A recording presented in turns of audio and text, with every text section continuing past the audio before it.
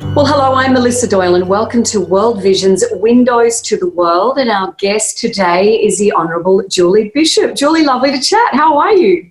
I'm very well indeed, Mel, all the way from Perth and still socially isolated, although restrictions are being lifted. How are you handling it? How have you managed it?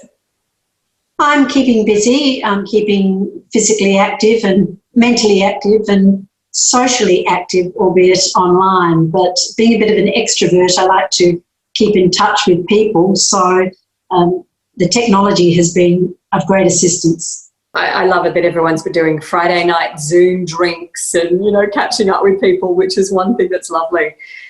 I want to talk to you, your incredible experience, obviously serving as Australia's foreign minister, but overseeing so many major developments around the world and your knowledge of how we deal with things.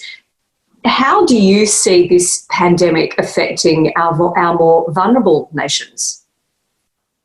Well, the pandemic has had a massive impact around the world, but I've always been concerned about the burden of infectious disease or indeed the impact of natural disasters as well as pandemics on more fragile states. The challenge, of course, is that their health systems are not developed to a point where they can cope with an outbreak of a disease like COVID, for example.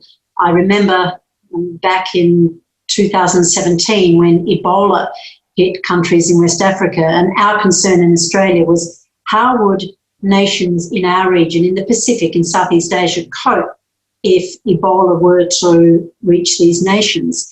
And we set up a partnership with a number of governments in the region to put in place the building blocks for stronger public health systems.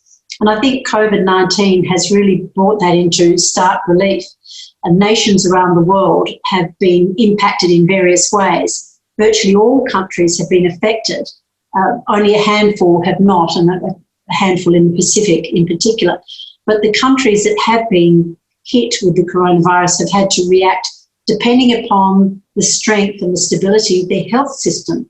And so from the largest economies in the world, like the United States, through to some of the smallest economies in the world, they're struggling to keep up with the impact and the sheer scale of this disease. But of course, those countries with very poor health systems stand to suffer the most. And also in some of the more vulnerable communities, the less developed countries, social distancing and other such restrictions can be really difficult if there's overcrowding, if there's very strong community and family ties. So some of the measures that can be put in place in some nations just aren't applicable in others.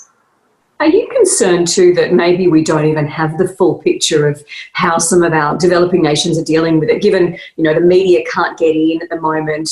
It's not like there's major testing and major reporting. I guess our fear is that it could even be more widespread than we realise. I fear that is the case. It's difficult enough to track and report cases in a country like Australia, although we're doing extraordinarily well. But we've seen in some of the more developed nations around the world the difficulty that they've had in tracing the disease outbreak and tracing people who have it and coping with those measures, the tracking measures. But imagine in some of the more isolated communities, some of the smaller nations around the world, where there just isn't that infrastructure available. A number of nations have not reported any cases yet. That includes North Korea, and I find that very difficult to believe given its close borders with China. However, there are a number of nations that have not reported it, and I suspect in a number of instances the cases are there, but they've just not had the facilities, the mechanisms in place to cope with it. Where does this leave the most vulnerable in those communities? Particularly, it tends to be women and children.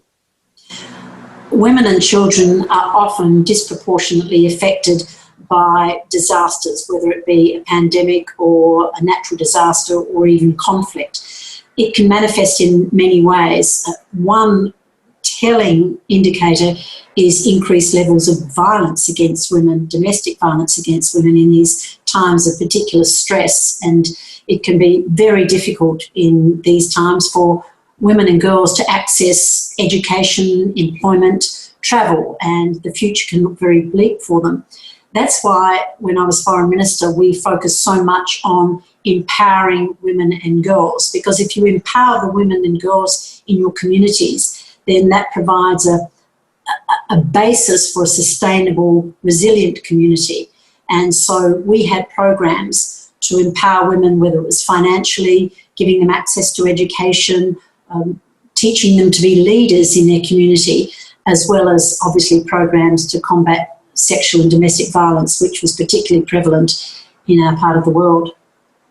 What do we do at the moment for all of us to help? Because I know often when we tend to become insular when something major happens and it's like a fear thing, we turn inwards. How can we as Australians, and we in those countries that have come through this a little better than others, reach out to help our developing neighbours?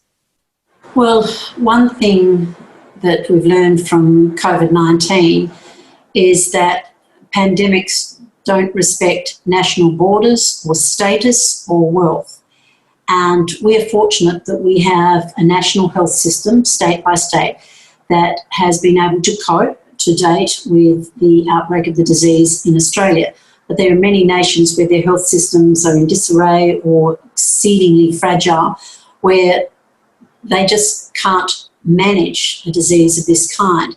And of course, our national security depends upon the security of surrounding nations. And this pandemic has shown that it can cross borders very easily with the level of international travel and global interconnectedness. So it's in our interests to ensure that nations in our region can be secure. And that's why Australia's always had a generous foreign aid program to support nations in our region, not only to reduce poverty, but to build their economies so that they can be self-sufficient, they can be resilient, and we must continue to do that.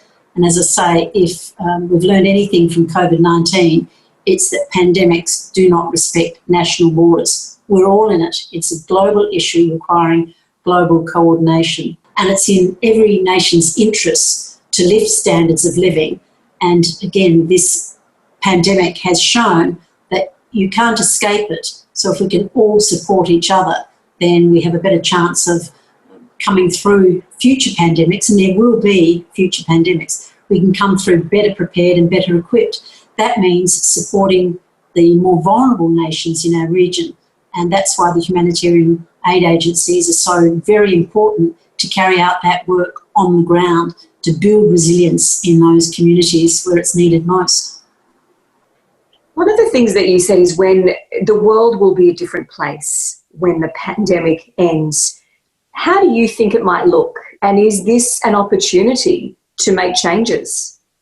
For there to be an economic recovery globally, we will have to reassess these global supply chains. I think that international travel will take some time to return, if it does return to the way it was pre-COVID.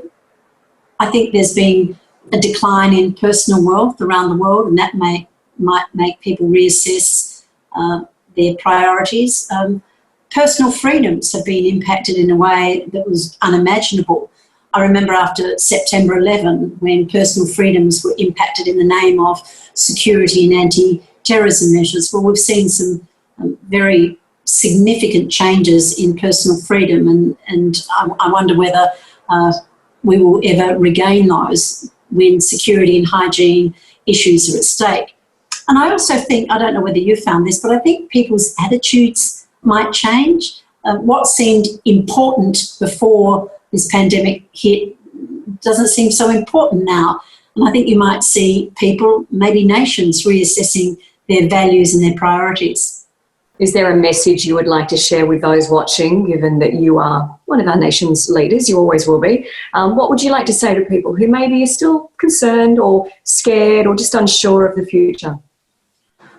One thing we have learned from past pandemics is that they pass, and this too shall pass, but we must ensure that we are physically and mentally as fit as we can be, so that we can embrace the opportunities that will undoubtedly come once the pandemic is over. Keep in touch with our loved ones. Remember what's important. Assess our priorities and make sure that we can continue to make a significant difference to the betterment of our community in years to come. A wonderful message. Julie Bishop, lovely to catch up with you. Thank you, Mel. Keep safe.